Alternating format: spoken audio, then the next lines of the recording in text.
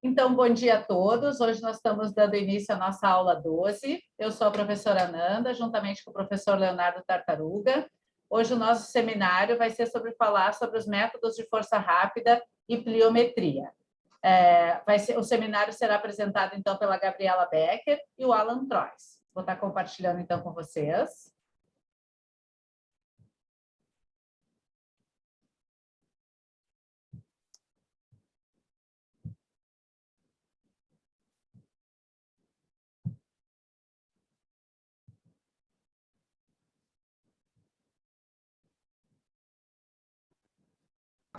Pliometria.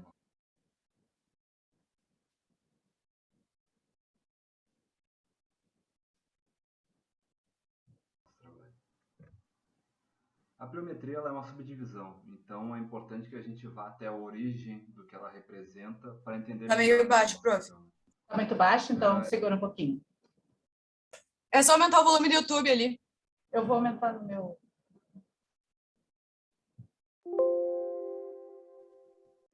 Esse conceito a gente retirou de uma das aulas passadas do professor de outros semestres. Vai apresentar os conceitos de força rápida e de pliometria no nosso trabalho. A pliometria ela é uma Ainda está bem baixo. Então é importante que a gente vá até a origem do que ela representa para entender melhor.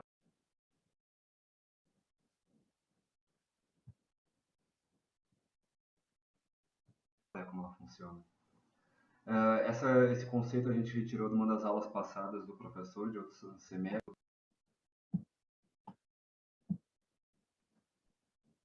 A pliometria ela é uma subdivisão, então é importante que a gente vá até a origem do que ela representa para entender melhor, como ela funciona.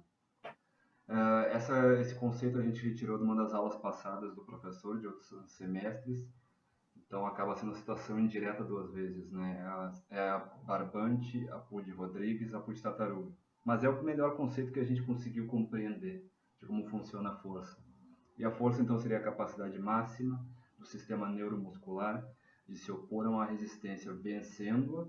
Então a gente pode pensar numa contração concêntrica, O encurtamento do músculo a gente vence a carga, sendo vencida, e daí a gente tem o oposto, a gente tem a contração concêntrica com seu mecanismo de freio desacelerando e perdendo a força muscular contra a força da carga, ou sustentando com a contração isométrica, e aí a gente não tem movimento nenhum. Pensando nesse conceito e tentando fazer links com outras disciplinas que a gente teve durante o curso, uma coisa que me veio à cabeça é talvez expressar com as coisas que a gente pensou na biomecânica, na questão da alavanca, e no braço de alavanca e como a gente consegue executar força dessa forma, mas tirando a questão do eixo dessa questão e pensando força muscular, relação com força-resistência, talvez uma forma de exprimir esse conceito seria ou força muscular maior que força-resistência, força muscular igual a força-resistência e força muscular menor que força-resistência. Eu acredito que dessas três formas a gente consegue representar de uma forma muito simples todas as capacidades e magnitudes a que a força está condicionada. Quando a gente passa da força, ela tem uma tríade, e essa tríade é que define todo esse conceito central. A gente pode definir força como força máxima, força rápida e resistência de força. Força máxima e resistência de força vão ser apresentados por colegas durante os trabalhos, então a gente vai se focar na força rápida, que é onde se dá origem à pliometria. A força rápida, então, segundo Badillo, ela representa a relação entre a força expressada e o tempo necessário para alcançá-la. A gente também pode pensar nela da seguinte forma: é a capacidade do nosso sistema neuromuscular de juntar o máximo de unidades motoras possíveis na maior velocidade possível, a fim de criar a tensão muscular de força necessária, seja para qual for a atividade que a gente está fazendo naquele momento. Eu acredito que essa é uma forma boa também de definir força rápida. E ela pode ser dividida em cinética ou dinâmica, dá no mesmo, ou isométrica. A cinética a gente está falando, de novo, da contração concêntrica e excêntrica, e a isométrica, onde não há movimento. Uma coisa que o professor falou nas aulas do semestre passado, que que é muito importante de a gente ter para a nossa cadeira é que força rápida é equivalente à potência. A gente pensou em força rápida, a gente tem que pensar em potência. E a potência ela é expressa na relação entre força vezes velocidade. Mas é importante saber que potência não quer dizer que aqui é a força máxima vezes a velocidade máxima que se consegue produzir. O pico de potência ele vai ficar mais ou menos no meio do caminho, talvez um terço, né, nessa questão de força e velocidade. Então, a potência, na verdade, vai ser um número específico da força vezes um número específico da velocidade, mas não é seus máximos. Então, ser forte simplesmente não significa ser potente, ser veloz simplesmente não significa ser potente. A potência, ela vem numa capacidade cada vez maior de magnitude de produzir força e de produzir velocidade, e essas duas trabalhando juntas, elas te dão o pico de potência o máximo possível que uma pessoa pode causar, né? E aqui a gente tem um gráfico que explica mais ou menos isso, né?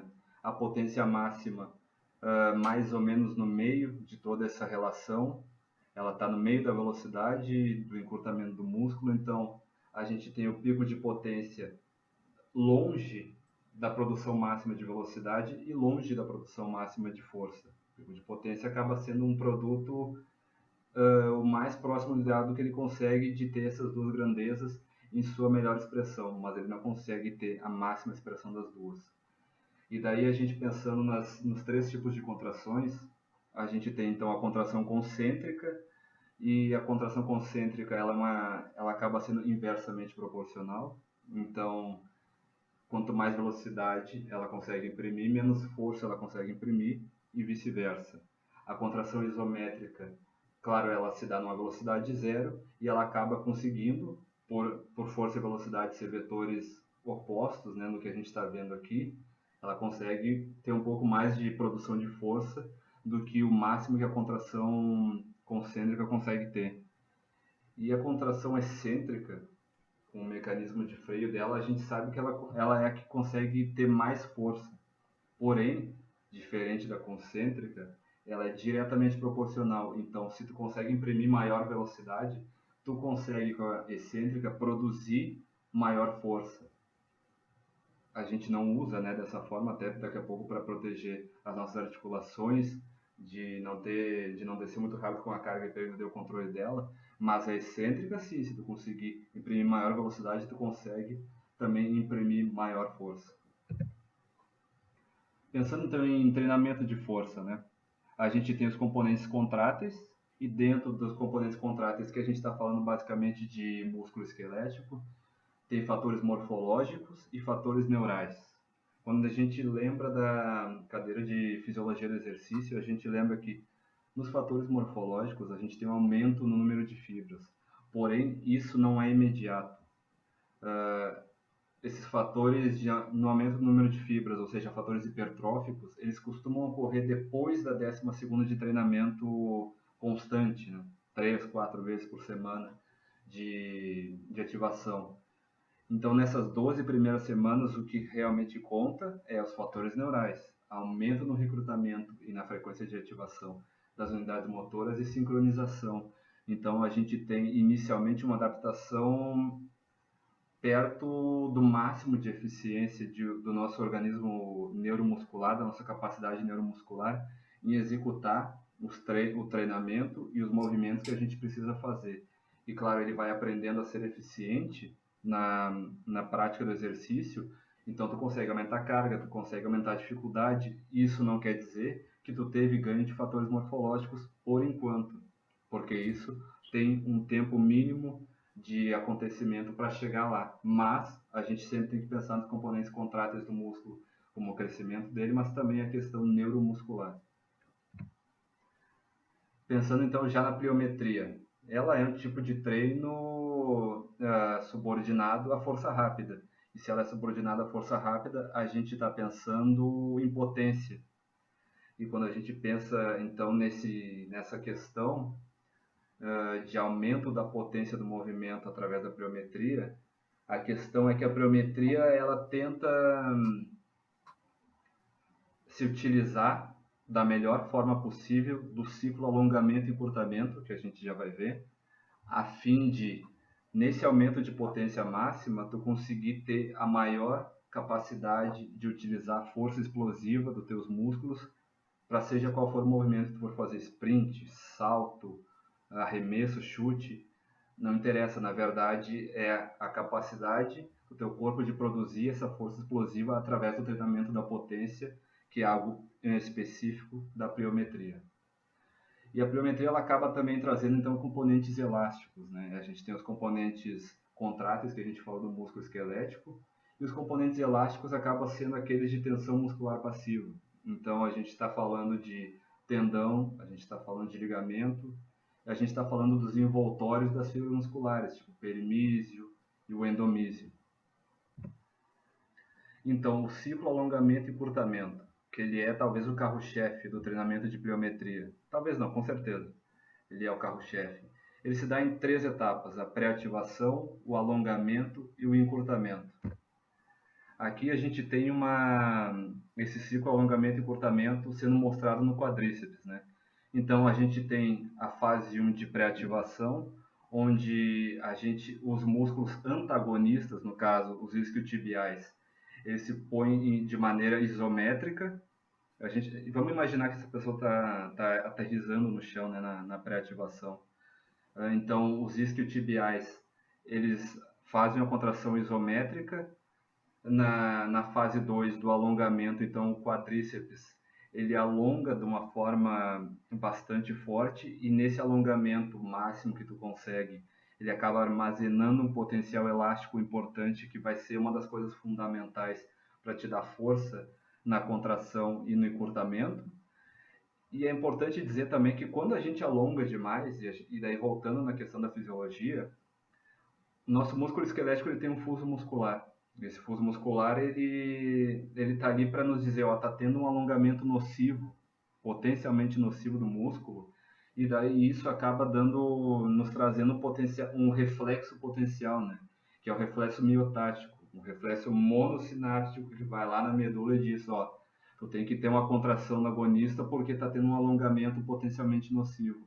Então a gente tem essa força potencial elástica, a gente tem esse reflexo sendo levado para a nossa medula, e daí a gente tem a força da contração do músculo, né, do encurtamento dele, e nessa soma de energias, tu acaba conseguindo levar muito mais forte esse elemento de potência, seja para saltar, seja para correr, seja para chutar, seja para como tu quiser utilizar.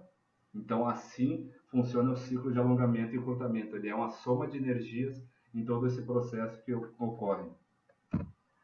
Aqui é a mesma questão, só que daí o gastrocnêmio, né? não mais o quadríceps.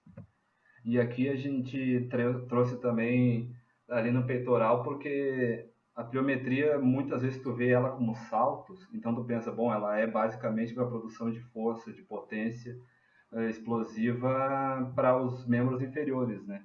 Mas não é sempre essa questão. Tu também pode ter os mesmos mecanismos de uma flexão de braço com palma, para os membros superiores. Então a gente também tem que pensar a pliometria como um trabalho de potência dos membros superiores, assim como dos membros inferiores.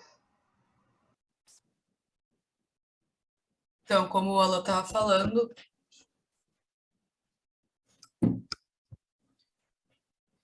o Alan estava explicando a pliometria e a força rápida de forma mais teórica, e eu vou explicar como é que a gente tem as aplicações práticas no dia a dia, né? Então, quem pode praticar a pliometria?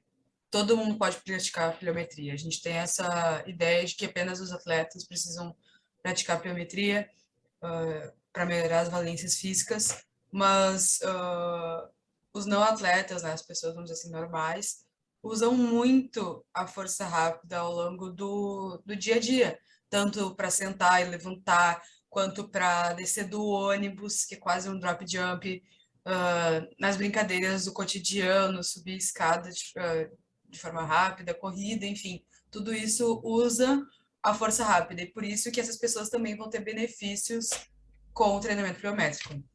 Então, aqui a gente trouxe alguns exemplos para vocês de exercícios que podem ser aplicados nas aulas de vocês, né? Então, a gente trouxe desde exercícios com um impacto um pouco maior, a um impacto médio e um impacto mais reduzido, principalmente para crianças, idosos e adultos que já têm algum tipo de lesão, principalmente nos joelhos, né, que precisam ter um impacto menor. Aqui é outra forma de reduzir o impacto, né, os saltos no trampolim. É sempre importante a gente ter muito cuidado para não lesionar o aluno durante as aulas, né? Se o teu aluno estiver saudável, estiver com a musculatura em dia, né? A gente pode usar os saltos frontais, que tem um pouco mais de impacto. Se tu quiser dificultar um pouco, tu pode usar essas faixas elásticas para dar mais resistência no movimento e ele tem que fazer mais força, né? Outro exemplo muito comum é o salto com contramovimento, né? Geralmente eles são feitos em sequência para que seja bem utilizado o ciclo alongamento e encurtamento e a partir daí a gente consiga melhorar então a força explosiva, né? A força rápida. Aqui de forma um pouco mais avançada, a gente tem os saltos no caixote e o drop jump, né? O salto no caixote, todo mundo já sabe, é um salto em cima do caixote. O drop é como se tu fizesse uma caída de uma superfície mais alta e saltasse em sequência. Tu pode saltar tanto para cima de um outro caixote, quanto saltar só para cima, né? E como é que a gente pode adaptar isso para pessoas que precisam de menos impacto? Diminuindo a altura do caixote, diminuindo as repetições. Aqui é um exemplo de como a gente pode aplicar num treinamento de atletas, né? Faz os saltos para cima do caixote, o drop para saltar em cima do outro, e a partir do segundo drop, tu já vai incluindo um movimento técnico, seja uma cortada, seja um salto, seja um sprint. Aqui tem um exemplo de como a gente pode usar o ciclo alongamento e encurtamento com membros superiores e inferiores ao mesmo tempo, né? Então, a gente vai ter a frenagem, né? O alongamento da musculatura nessa parte de receber a bola e agachar, e depois vai ter a explosão para lançar a bola e subir no agachamento, né? Então, isso teria uma transferência muito positiva, por exemplo, para um jogo de basquete, né? É muito similar ao movimento que os atletas têm que fazer para arremessar a bola. Outros tipos de arremessos com medicine ball que podem ajudar no fortalecimento de tronco e que usam a pliometria, né, por usarem o ciclo alongamento e encurtamento. O arremesso lateralizado, frontal, e o arremesso para o solo, né, que teria uma simulação, né, uma transferência bem prática para atletas de voleibol, de tênis, até mesmo de handball. Aqui a gente também tem o apoio com palma, né, que é bem tradicional dos treinamentos pliométricos. Quando a gente fala de pliometria de membro superior, ele sempre é um dos mais falados. E aqui tem um exemplo de como a gente pode aplicar pliometria no campo, por exemplo, de futebol. Saltos em sequências, né, que nem em zigue-zague, seguido de um coordenativo ou de um sprint, né? Então ele já vai ter essa força explosiva para saltar usando a pliometria e uma transferência mais direta para o campo usando a força explosiva tanto para troca de direção no zigue-zague quanto no sprint. Então, algumas observações importantes que a gente tem que fazer. É muito importante que o aluno esteja aquecido, a gente tem que fazer um bom aquecimento para poder aplicar o treinamento pliométrico, tá? Outra, não é indicado exceder o peso em 2 vezes. Por quê? A gente percebeu que quanto mais carga, quanto mais força a gente tem que fazer, mais devagar a gente vai ter que fazer o movimento para conseguir compensar essa intensidade, né? E no momento que tu quer fazer um movimento potente, tu precisa conciliar a força com a velocidade. E excedendo essa carga, tu teria uma dificuldade maior de ter ganhos na potência, né? Tu ganharia mais força do que potência. E, além disso, a gente tem que cuidar das superfícies duras, porque, como a gente já citou, é muito comum ter lesões nesse tipo de treinamento, então, sempre usar no campo, na areia, num tapete, num tatame, né? Para que isso já consiga auxiliar no impacto do exercício, né? Então, dito isso, a gente tem que sempre lembrar onde o nosso aluno vai ter essa transferência, né? Se ele é um atleta de acordo com a atividade que ele pratica, né? O futebol, chute, vôlei seria cortada, um corredor seria no sprint, enfim, diversas aplicações. Mas as pessoas normais, né? As pessoas que não são praticantes de alto rendimento, elas também precisam da potência no dia a dia.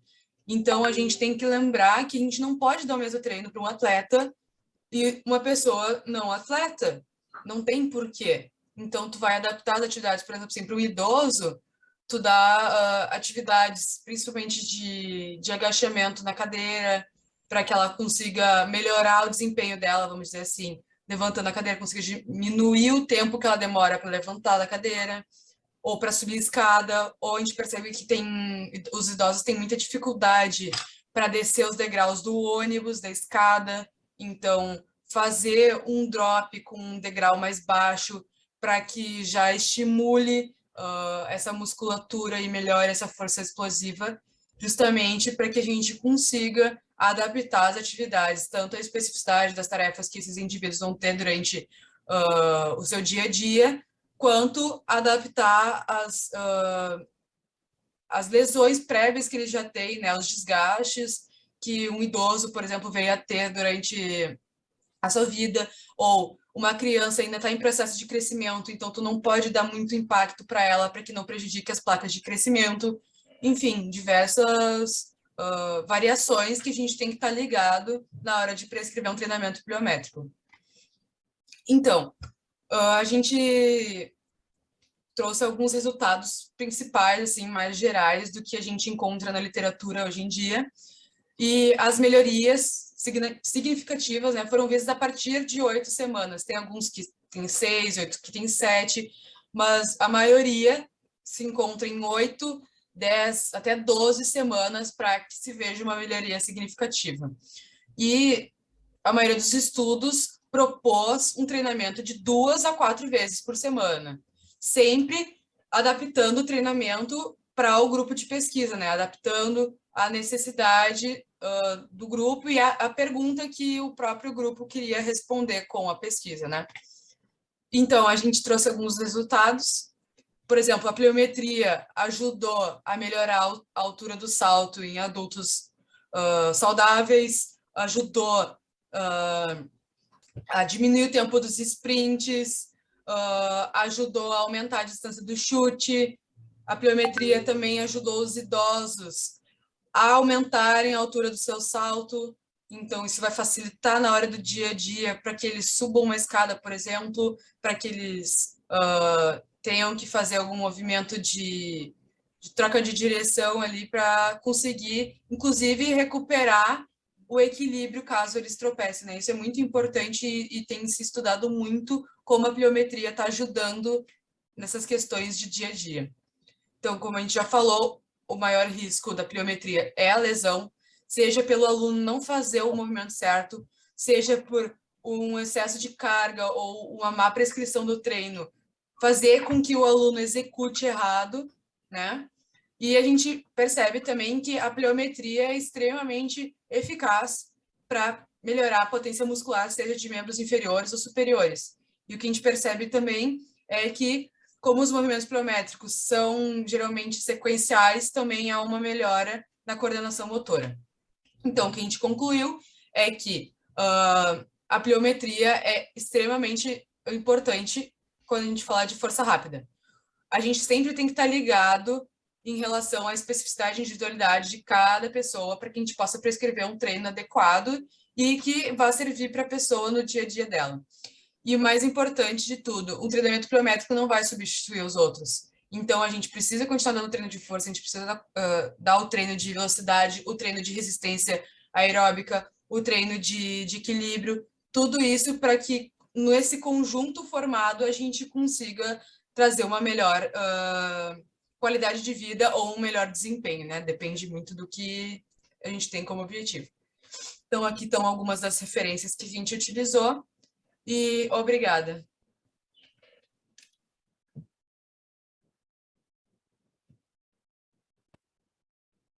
Muito bom. Eu vou fazer uns comentários gerais aqui sobre a apresentação de vocês e aí vai terminar o nosso tempo, porque como eu tive que criar o link, e eu vou estar, e aí eu vou terminar a nossa gravação, criar outro link e enviar para vocês, e aí a gente vai conversar sobre a aula. Então, como eu estou aqui com 3 minutos e 53, eu só vou fazer as considerações.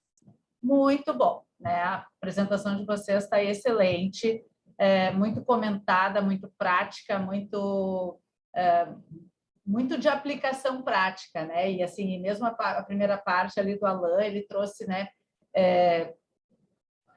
Muito comentada, né? Então, assim, acabou ficando extremamente rica, né? Então, assim, ficou bem legal.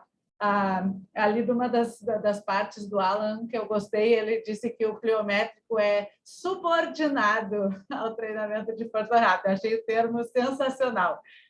E, Gabi, quando tu virar uma professora universitária, talvez no teu futuro, né, só às vezes algumas coisas que a gente tem da gíria, agora tu escutando, tu deve ter observado, então, assim, a gente pode rapidamente trocar por um termo, né? Priorizar, né? Em vez de... Né? Então, são pequenos ajustes, assim. E aí, então, eu vou encerrar, só para a gente não correr o risco de parar no meio, e aí nós vamos para a parte 2, fazendo as considerações acerca do conteúdo mesmo, ok?